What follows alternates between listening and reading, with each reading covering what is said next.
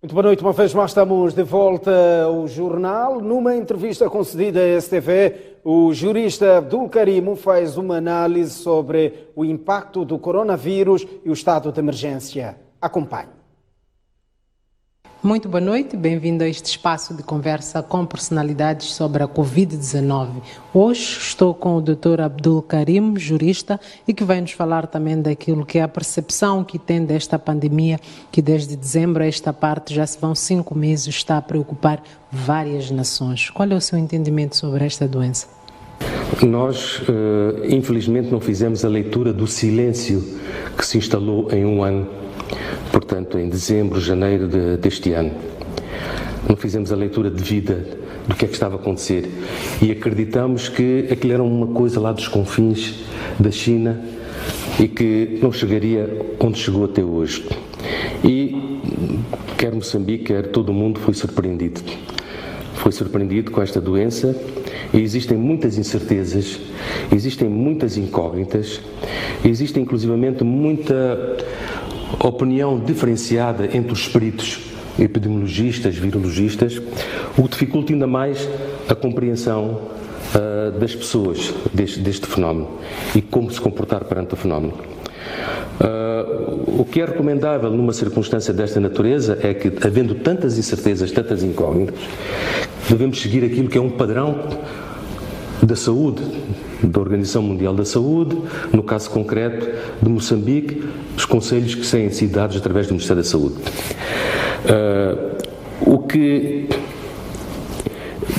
Tudo o que está a acontecer está a alterar uma série de paradigmas a nível mundial, quer nas relações internacionais, quer a nível dos mercados de capitais, quer numa coisa tão importante como esta. Nós assistimos durante os últimos 20 anos a uma deslocação de empresas dos Estados Unidos da América e da Europa para a China, a instalarem-se na China. Mão de obra barata, energia, muita disciplina, autoridade do Estado. Hoje estamos a assistir o inverso.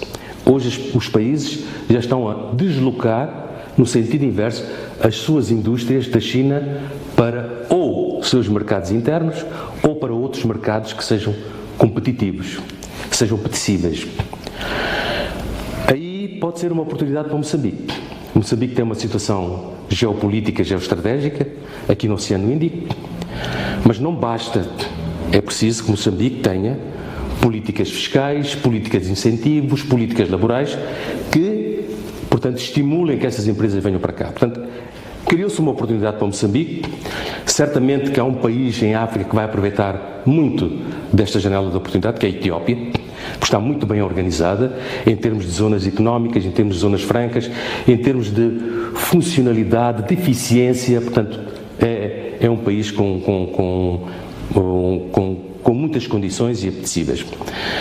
Portanto, mas os Estados no mundo, alguns vão ter que refundar-se como Estados. Outros Estados vão ter que repensar nas principais funções do Estado e, sobretudo, as funções do Estado na área da saúde e na área da educação.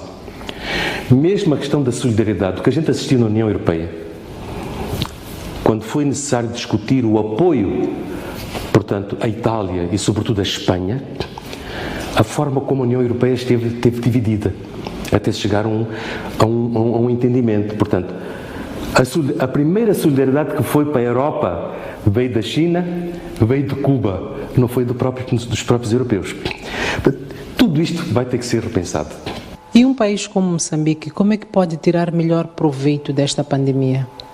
Uma das coisas que Moçambique tem é, de facto, ver se consegue captar, neste processo de deslocação das empresas, se consegue captar algumas empresas que venham para Moçambique. Por outro lado, há uma grande hostilidade, quer dos Estados Unidos da América, quer dos europeus, relativamente ao papel da China nesta história do Covid, que não está muito bem explicada para alguns. E esta hostilidade vai acentuar já o grande conflito que existe do ponto de vista comercial entre os americanos e os chineses. E certamente que os americanos vão olhar para o mundo de uma forma diferente e é possível que Moçambique possa se tornar apetecível também do ponto de vista de investimentos que outras potências queiram fazer e que anteriormente faziam na China. Portanto, vai haver completamente uma mudança radical de paradigmas do ponto de vista de investimento no exterior. E Moçambique pode captar, né? Mas tem que mudar muita coisa a nível interno.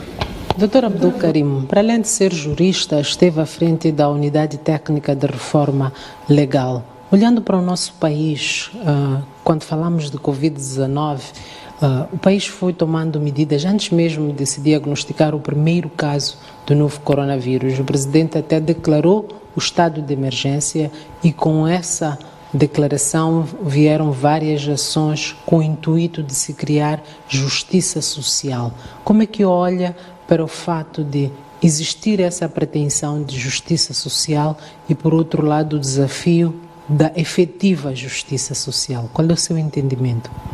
Eu vou fazer uma abordagem em dois sentidos. Primeiro, queria fazer uma abordagem do ponto de vista legal. Eu creio que é a primeira vez que nós decretamos o estado de emergência no país.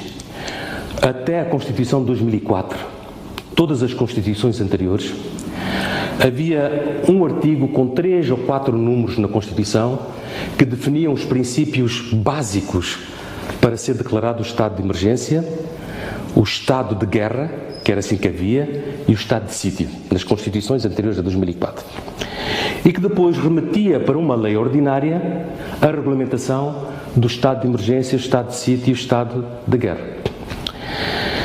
Por 2 vezes foi elaborada uma lei, um regime jurídico do estado de emergência, estado de guerra, foi submetido ao Parlamento, mas pelas 2 vezes o Parlamento não aprovou esse regime jurídico. Até que em 2004 o Parlamento a Assembleia da República optou por incluir um título completo com uma regulamentação mais ou menos exaustiva do estado de emergência e do estado de sítio. Eu digo mais ou menos exaustiva porquê? Porque tudo aquilo que deve ser a declaração de um estado de emergência ou a declaração de um estado de sítio não se pode incorporar em 9 artigos que estão na Constituição. Nós que copiamos muito o modelo português, e o nosso modelo é o modelo português, Portugal tem um regime jurídico específico, uma lei ordinária, que regula o estado de emergência e o estado de sítio, e que são 28 artigos. E nós temos apenas 9 artigos na Constituição. Moçambique, por exemplo, fez uma coisa excelente quando regulou o estado de calamidade natural. Aprovou um regime específico que são 44 artigos. Portanto, é preciso, em primeiro lugar, na minha opinião, em sede de revisão constitucional, verificar se faz sentido termos tantos artigos, 9 artigos, regulando esta matéria, ou basta alguns princípios fundamentais e depois deixemos para a lei ordinária. Eu sou favorável a esta segunda opinião. Outra questão é o formalismo. O formalismo que foi adotado, há que fazer uma reflexão. A competência para decretar o estado de emergência é do Presidente da República. E é verdade que a Constituição depois diz que a declaração do estado de emergência tem que ser ratificada pela Assembleia da República. Mas como não temos nem na Constituição, nem no regime específico, o que é que significa esta ratificação? O que é que significa esta validação? Então fica-se com a ideia de que a Assembleia da República pode alterar um decreto presidencial do Presidente da República. No caso português, por exemplo, não pode. O decreto presidencial do Presidente da República não pode sofrer emendas. Se há emendas a fazer, há um diálogo entre o Parlamento e o Presidente acolhe as propostas do Parlamento e quando o Parlamento transforma a declaração de emergência em lei, aquelas questões estão todas na lei. Nosso caso é um caso sui generis. Nós temos uma lei que ratifica e dentro desta lei está o decreto presidencial. Em Portugal, por exemplo, quando foi necessário relaxar algumas medidas, essas medidas foram relaxadas por decreto presidencial. não foi por decreto do Conselho de Ministros. Aqui em Moçambique está a ser relaxado por decreto do Conselho de Ministros. Não é? Portanto, não estou a dizer que eu tenho a verdade sobre esta matéria, mas é preciso fazer uma reflexão sobre este assunto. Não é? Angola, por exemplo, quer o estado de emergência foi declarado por decreto presidencial, quer as medidas executivas foram declaradas por decreto presidencial. E o presidente angolano ouviu a Assembleia e ouviu o Conselho de Estado, consultou, não submeteu um documento para ratificação. Pronto, nós temos que cumprir aquilo que está na Constituição e a nossa Constituição diz aquilo que nós fizemos. Mas é preciso repensar nestas questões. Esta é uma questão do ponto de vista legal. Do ponto de vista de justiça social. Esta pandemia, Olívia, aos mais ricos que tiveram perdas consideráveis, apesar das perdas, eles conseguem sobreviver. Os menos ricos, apesar das perdas consideráveis que estão a ter na sua vida privada, nas suas empresas, eles conseguem lutar pela sobrevivência. Mas os pobres só têm 3 opções, lamentavelmente. Ou morrer da doença, ou morrer da cura, ou morrer de fome. Porque não é possível este país, e muito poucos países da Europa estão a conseguir fazer isso, oferecerem uma cesta básica a quem precisa de se alimentar, a quem não pode sair de casa para ir buscar comida. Não é? Então aqui, e hoje toda a discussão hoje em todo o mundo sobre se deve ou não deve prorrogar o estado de emergência, deve ou não manter-se o nível 4, ou deve-se relaxar, é a discussão do binómio, não é? Economia. E aqui podemos pôr economia a nível macro, a nível micro, economia familiar, de subsistência, e o confinamento e o estado de emergência. É esse binómio. Ou eu morro de fome, ou eu morro da cura. Onde é que está a justiça social aqui? Este país não tem capacidade para distribuir cesta básica. Então, eu acredito que o Presidente da República irá certamente relaxar alguma dessas medidas. O que não deixa de, por outro lado, pôr em perigo o alastramento da infecção. Mas eu estava a ouvir um perito de saúde internacional, eu nem sabia que havia saúde, é isso que se chama saúde internacional, estava a dizer, dizia a propósito de não ser prorrogado agora em Portugal a partir do dia 2 de maio o estado de emergência. Ele estava a dizer, olha, o problema não é que as pessoas vão deixar de ser infectadas. As pessoas vão continuar a ser infectadas, têm que ser infectadas para se criar imunidade. O problema é que não queremos que a infecção seja de forma exponencial para pôr em causa, para criar um colapso do serviço de saúde. Infectadas, eles vão ter que ser infectados. E o que é que teríamos que fazer para não colapsar? Bom, é aquilo que toda a gente está a chamar de fazer o tal planalto, né? A tal planilha, que não haja picos, quer dizer, que a infecção seja gradual, né? Mas que não seja, né, em número muito grande. Por exemplo, o que é que nós fazíamos, Olívia? Não sei qual é a idade da Olívia, mas antigamente quando nós tínhamos, é verdade que os vírus são todos diferentes uns dos outros, mas antigamente quando eu era criança, quando um vizinho apanhava sarampo, a minha mãe pegava-me e ia pôr junto do vizinho para eu apanhar sarampo, para eu criar imunidade. Fez isso com sarampo, fez isso com a varicela, fez isso com a varíola, com a papeira. Vai apanhar, né, para você ficar imunizado. É verdade, cada vírus é um vírus. Este é um vírus que se conhece muito pouco, né, sobre ela, mas de uma certeza existe. Ele mata idosos e mata idosos com problemas de saúde.